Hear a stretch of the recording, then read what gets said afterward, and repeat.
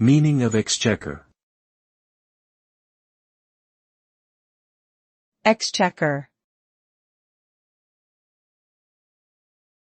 Exchequer. Exchequer. Exchequer.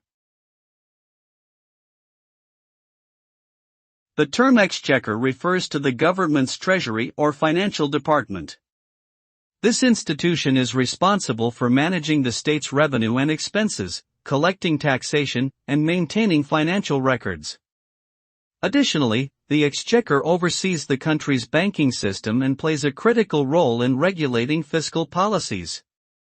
The exchequer has been a key institution in many countries for centuries, and it continues to play a significant role in modern governments worldwide. The efficient functioning of the exchequer is crucial to ensure a stable economy, sustainable growth, and the well-being of citizens.